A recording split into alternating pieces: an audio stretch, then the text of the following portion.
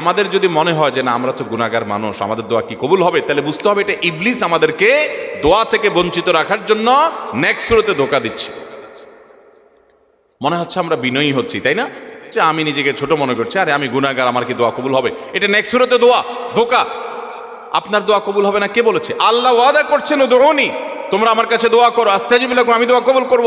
আর ইবলিস আপনাকে বলতেছে না না তুমি গুনাহগার মানুষ, নামাজের ঠিক নাই, রোজার ঠিক নাই, তোমার দোয়া আল্লাহ কবুল করবে? এই জন্য আমাদের দ্বারা দোয়া করা হয় না। ভাইরা আমার, ইবলিসই আমরা শুনবো না। দোয়ার মাধ্যমে বান্দা লাভবান হয়, লাভবান হয়, লাভবান হয়।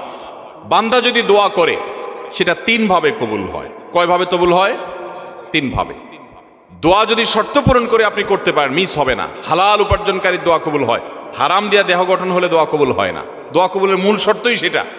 এরপর দোয়া কবুলের শর্ত হলো যে সালাত সালাম পেশ করবেন নবী করিম সাল্লাল্লাহু আলাইহি ওয়াসাল্লামের প্রতি, আল্লাহর প্রশংসা নিবেদন করবেন। এর মাধ্যমে দোয়া করলে দোয়া কবুল হবে। ভাইরা আমার, আপনি যদি দোয়া করেন, নাম্বার এক, যা চাইছেন আল্লাহ তা আপনাকে দিবেন। এটা হলো দোয়া কবুলের একটা পদ্ধতি। চাইছেন একটা, আল্লাহ দিয়েছেন আরেকটা, সেটাও দোয়া কবুলের পদ্ধতি। আপনি মনে করতেছেন যে আমার এই মুহূর্তে পানি হইলে মনে হয় লাভ হবে, আল্লাহ তাআলা আপনাকে হয়তো পানি না দিয়ে আরেকটা দিয়েছেন যেটা আপনার এর চেয়ে বেশি ইম্পর্টেন্ট, আপনি নিজে জানেনও না সেটা। তো দোয়াটা সেভাবেও কবুল হয় যে আমি যা চাইছি তা হয় নাই, কিন্তু অন্য কিছু হয়েছে যা আমি চাই নাই। এটা দোয়ার মাধ্যমে হয়। তৃতীয়ত, বান্দার দোয়া কখনো কখনো আল্লাহ দুনিয়াতে কিছুই দেন না দোয়ার বিনিময়। আল্লাহর কাছে চাইছে আল্লাহ এটা দেন, আল্লাহ দেয় নাই, কিন্তু আখিরাতে আল্লাহ তাআলা তার জন্য সওয়াব রেখে দিয়েছেন। কারণ দোয়া বান্দার বৃথা যায় না।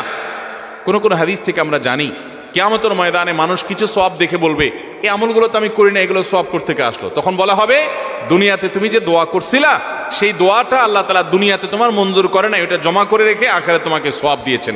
তখন সে বলবে ইস, আমার দুনিয়ার সব দোয়া যদি না মঞ্জুর হয়ে সবগুলোর বিনিময় যদি আখিরাতে অনন্তকালের জন্য পেয়ে যেতাম, কতই না ভালো হতো। দুনিয়ার জীবন তো সংক্ষিপ্ত ছিল, এখানে তো অনন্ত অসীমকাল ভোগ করব। অতএব দোয়া করবো তো ইনশাআল্লাহ।